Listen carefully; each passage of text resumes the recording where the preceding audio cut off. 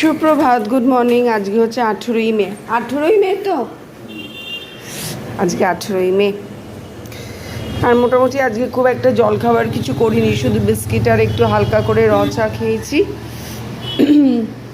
আর তারপর কিছুক্ষণ বাদে নীলাদ্রি ভাত, চালটা ধুয়ে ভাতটা বসিয়ে দিয়েছে। আর এখানে আমার কালকে ডাল সেদ্ধ করাই ছিল, এটা একটুখানি ভাত আছে, মিশিয়ে দেব। আর এখানে একটু মাছ ভাজা আছে, হয়ে যাবে। মানে এই বেলাটা এদিক ওদিক করে হয়ে যাবে।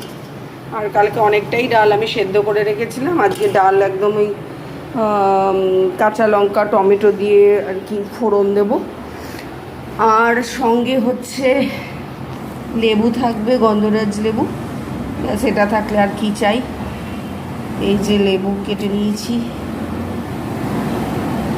যা গন্ধ বেরোচ্ছে না। আর একটু শসা কুচিয়েছি। আর ডালের সঙ্গে হবে ভেন্ডি ভাজা পেঁয়াজ দিয়ে, এই যে পেঁয়াজ কুচিয়ে নিয়েছি, আর টমেটোটা দেবো ডালে। ব্যাস, এই হচ্ছে লাঞ্চ। আর এই সর্ষের তেলটা ঢালতে হবে। নীলাদ্রি এখন পা দিয়ে দিয়ে ঘরটাকে সাফা করে দিচ্ছি। আমি আসলে রোজ নিচে শুচ্ছি, আমার প্রচণ্ড গা হাত পায়ে কোমরে টোমরে ব্যথা হয়ে গেছে, জানেন তো। অনেক দিন ধরেই, প্রায় 2 মাস হয়ে গেছে, 2 মাসের ওপর হয়ে গেছে আমি নিচে শুচ্ছি। আর গা হাত পা সব টিকটিক টিকটিক করে ব্যথা করছে। যদিও গড় মুছলে কিন্তু ঠিক হয়ে যেত। আমি যেদিকে যাচ্ছি তার উল্টো দিকে যাচ্ছে। আচ্ছা দেখাচ্ছি না, আমি খালি গা কি দেখাই, চলে এসে দাঁড়ান আসি ফ্রন্ট ক্যামেরায়, না তো নীলাদ্রি বেচারা ভয় পেয়ে যাবে। এই যে আমি আর সেই আবার আর একটা ভুল করা, সেটা হচ্ছে বাথরুমের দরজা খোলা, বন্ধ করে দিয়েছি। এমনি ঘুম ওই আর কি মোটামুটি হচ্ছে, গরমটা বাড়ছে তো। কিন্তু যে সমস্যাটা হচ্ছে সেটা হচ্ছে আমি নিচ ছাড়া তো শুতেই পারবো না গরমে। তো ওই জন্য আমি ওই মাটিতেই শুচ্ছি। আর গা হাতটা একটু ব্যথা করছে, ঘাড় ব্যথা করছে, স্পাইনাল কর্ড ব্যথা করছে, কোমর ব্যথা করছে। ওই সকালবেলা পর্যন্ত এই রেস্টটা থাকবে, এই কিছুক্ষণ বাদে বেলা বাড়তে বাড়তে আবার ঠিক হয়ে যাবে, আবার রাত্রেবেলা শুনে আবার কালকে ব্যথা হবে। তো এটা মেনে নিতে হবে, কিছু করার নেই। আমি এখন একটু সুতোও আর কি নিতে পারছি না, তো সব তো অনেক দূরের ব্যাপার। দেখ, রান্না এক্ষুনি হয়ে যাবে।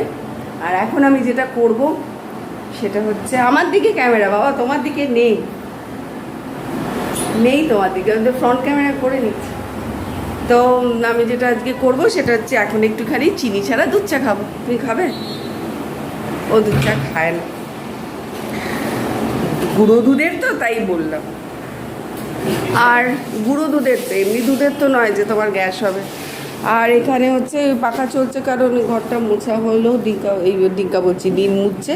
আর এখানে আমার ছোট্ট বাবাটা এখনও ঘুমাচ্ছে, ঘুমাক, আমি ডিস্টার্ব করবো না।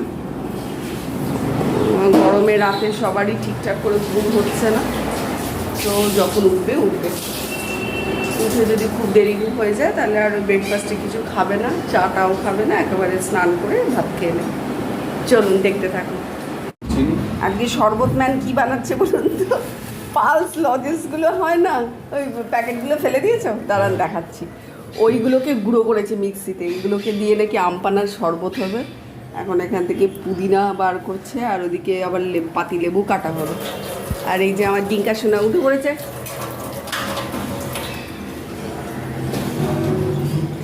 একটু হাসতে হয়, আর মুখ গোমড়া করে থাকতে নেই। এই যে দেখুন, এই পালসগুলো, এগুলোকে এক গাদে এনেছে, এনে এগুলোকে গুঁড়ো করছে। তবে গন্ধটা সত্যি কাঁচা আমের মতন বেরিয়েছে। যাকে খাওয়া হবে, বেশি বাজে না, ওই 12টা মতন বাজে এখন।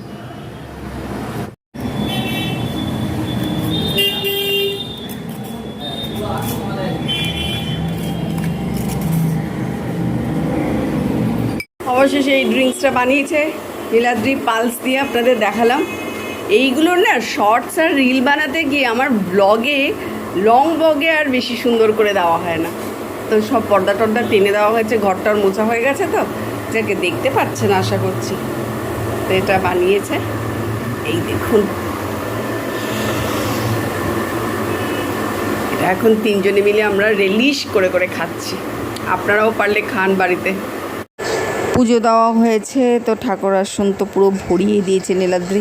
গতকালও নীলাদ্রি পুজো দিয়েছিল, খুব সুন্দর করে পুজো দেয়। ওর পুজো দেওয়া আর আমার মায়ের পুজো দেওয়া যখন হয়, আমি হাঁ করে তাকিয়ে থেকে দেখি। আমার ভীষণ ভালো লাগে এই পুজো দেওয়া দেখতে। মানে যারা যারা বেশ সুন্দর করে গুছিয়ে পুজো করে, আমার ভীষণ ভালো লাগে। আর আপনাদের কালকে বলছিলাম না যে ওই লাইটটার সঙ্গে আর একটা জিনিস সংযোজন হয়েছে আমার ঠাকুর আসনে, সেটা হচ্ছে শিবলিঙ্গ।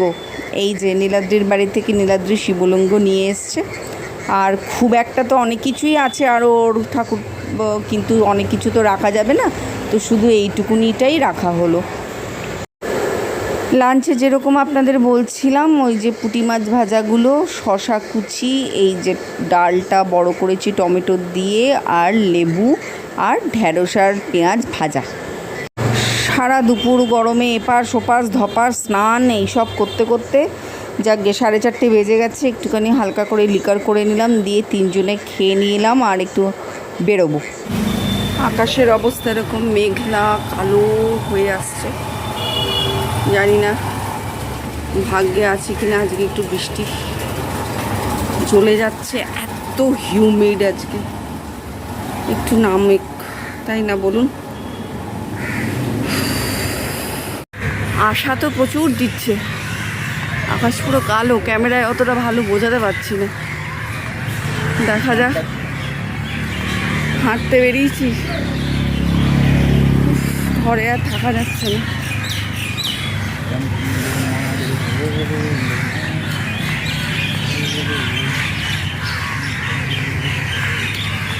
রাতের ডিনারটা করার পরিকল্পনা চলছে। গেলাম হাঁটতে, মেজাজটাই খারাপ হয়ে গেল। ভাবলাম কি সুন্দর বৃষ্টি হবে, একটু ঘুরে ঘুরে আসি গাছপালার মধ্যে দিয়ে, ভালো লাগছিল বেশ, জানেন। বা তারপর কোথা থেকে একটা সুন্দর হাওয়া দিল, অন্য কোথাও বৃষ্টি হচ্ছে। এখন ওই ঠান্ডা ঠান্ডা হাওয়াটা আছে, কিন্তু ইয়ে হচ্ছে না, বৃষ্টি নামছে না, কে জানে কি হবে। আর আপনারা ভাবছেন সকালেও এটা পরে আছি, রাতেও এটা পরে আছি, তা নয়। এইটা লিনেনের নেটের জামা এত আরাম দেয় আমাকে এই গরমকালটায়। তবে এই গরমটাই লাস্ট, আর বোধহয় পরা যাবে না, আর একটা এরকম কিছু একটা কিনতে হবে। তো আমাকে এত আরাম দেয়, আমি এটা কেচে ধুয়ে দিই, বেশিক্ষণ তো লাগে না শুকোতে। আর ততক্ষণ অন্য একটা কিছু পরি, আবার এটা শুকিয়ে গেলে আবার এটা পরি, এই করি। কি এলো, ও দুমদুম করে আওয়াজ হচ্ছে কেন? কি হাওয়াটা দিচ্ছে বেশ সুন্দর। দরজাটা খুলে দিই, রান্নার হাওয়াটা বেরিয়ে, বেশ সুন্দর হাওয়াটা দিচ্ছে, কিন্তু বৃষ্টিটা নামছে না, কারণ এই হাওয়া কিছুক্ষণ বাদে কেটে যাবে। বৃষ্টিটা নামলে একটু রাতটা ঠান্ডা হবে। আর এই রাত্রিবেলা, দাঁড়ান ব্যাক ক্যামেরায় দেখাচ্ছি, রাত্রিবেলায় যে আলু আর পটলের একটা বড় করে ডালনা, ঠিক নয় কারণ ভাত দিয়ে খাওয়া হবে, একটু ঝোলঝোলই করব। আর এই যে এখানে পেঁয়াজ লঙ্কা টমেটো সব বেটে নিয়েছি। আর নীল একটু চাল নিয়ে এলো, চালটা বাড়ন্ত হয়ে গেছিলো, ওই দুধের শরটা আমি নিই, কিন্তু এটা অন্য বস্তা বোধহয়, যাই হোক এটা নিয়ে আসলে এটা এবার ঢেলে রাখবো।